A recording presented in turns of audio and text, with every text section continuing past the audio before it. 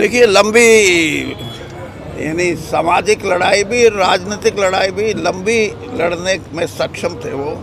बहुत कम लोग हैं ऐसे जो बिना इस बात के कि मुझे कितनी कामयाबी मिलेगी या नहीं मिलेगी, लेकिन संघर्ष की जो स्पिरिट थी, संघर्ष का जो उनके अंदर एक मादा था, वो अद्वितीय था।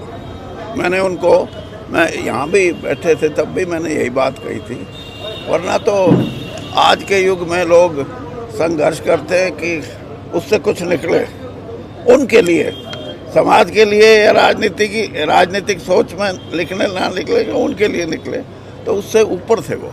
सर, इससे अलग बात करें राजनीतिक, जो राज्यसभा चुनाव हो उसके बाद कांग्रेस बिखर गई सर।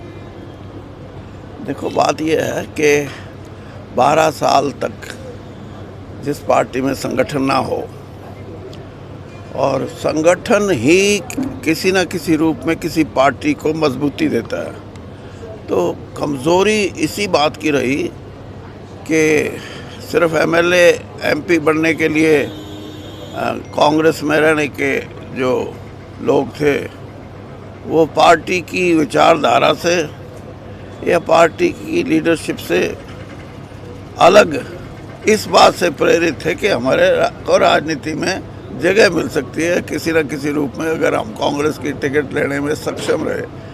तो इसलिए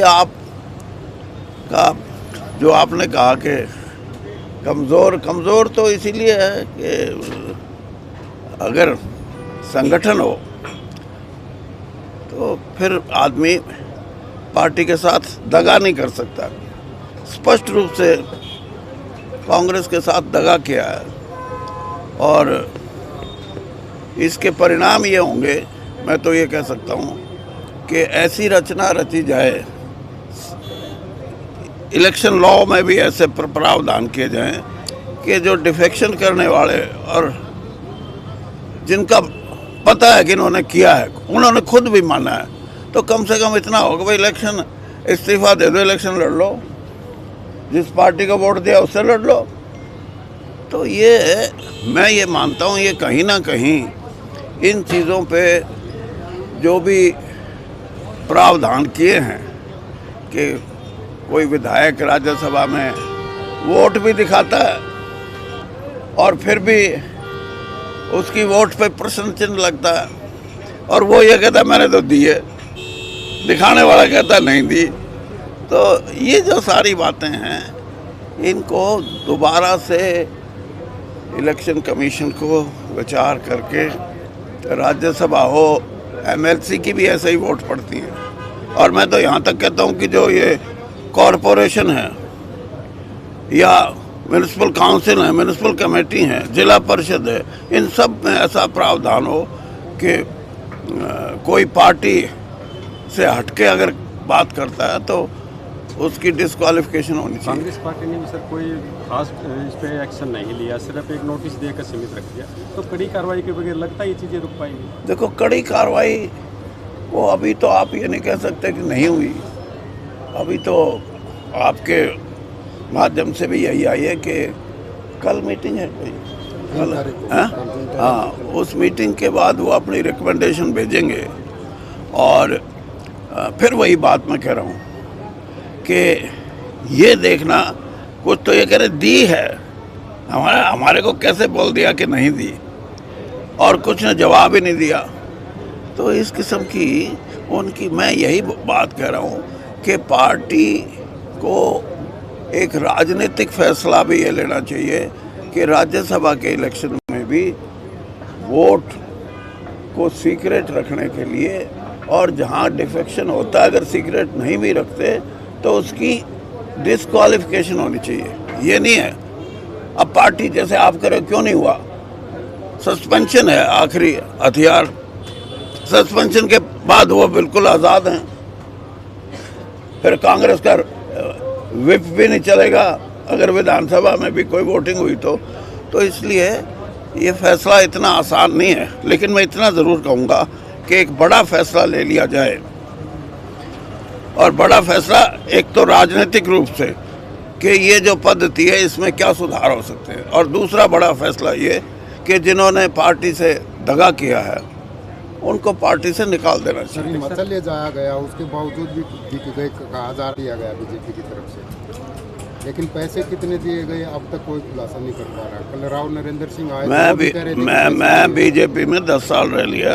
मैं आपको उनकी बता देता हूँ। वो मैं अगर एमएलए हूँ ना, तो मैं ये कहूँगा बिका तो 20 करोड़ में बिकूंगा, वो 50 करोड़ टेक के जाते हैं।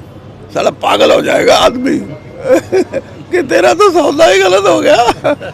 तो आप ये समझो इस बात को कि भारतीय जनता पार्टी इस प्रदेश की बात नहीं, इस देश की राजनीति में पैसे की राजनीति अगर करेगी तो प्रजातंत्र को बहुत बड़ा खतरा है।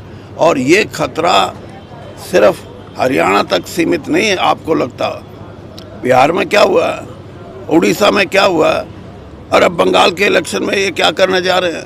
तो पैसा, अगर पैसे की लड़ाई, राजनीतिक दल जिस दिन इस बात पे खड़े हो गए तो इस देश का आम आदमी वो भी खड़ा होगा। और जिस दिन वो खड़ा हो गया ना, फिर वो चाहे नेपाल हो, चाहे श्रीलंका और चाहे बांग्लादेश हो, बस मान एक लेना। चर्चा और होती है कि कांग्रेस के जो नेता हैं वो ईडी सीबीआई के डर में हैं, और ऐसे में 25-30 साल कांग्रेस आने वाली नहीं। राजनीतिक लोगों के खिलाफ भी ये सारी की सारी बात ये है कि हरियाणा की जनता को भारतीय जनता पार्टी और उसकी सरकार ये मैसेज दे रही है कि कुछ करवाना हो तो हमारे आके झुको, यानी हमारे गुलाम बनते हो तो तुम्हारे कुछ सुन लेंगे, वरना नहीं। ये तो गुलामी की तरफ ले जा रहे हैं सारे प्रजातंत्र को। आपको लगता है हरियाणा पंजाब के लोगों का ऐसा टेम्परामेंट है? टेम्परामेंट तो आपने देख लिया, जिस दिन टेम्परामेंट उठ गया उस दिन ये मिलेगी नहीं। हाँ, इनकी तो ये सही बात कर रहे थे। 8-10% लोग इस देश के धर्म के नाम से, धर्म में का धर्मांधता के माध्यम से और पैसे का उन पे बल है ही, पैसे के बल पे अपने राज्यों में भी अपनी स्थिति को परमानेंट बनाने के लिए, और ऊपर दिल्ली में भी ऐसी रचना है। ये इस रचना को तोड़ेगा आम साधारण आदमी तोड़ेगा। और ये तो टूट गई थी जिस दिन 400 का नारा दिया था पार्लियामेंट के इलेक्शन में। गरीब आदमी समझ गया था ये बात।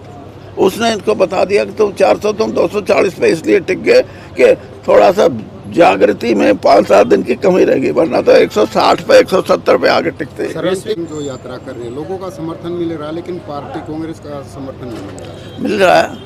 नेता नहीं आ रहे। नेता, कोई नेताओं से समर्थन, मेरे से सीनियर नेता क्या कोई बता दो कांग्रेस में, क्या हरियाणा में किसी पार्टी में बता दो। तो मैं जब समर्थन दे रहा तो और क्या लोगे यार, छोड़ दो।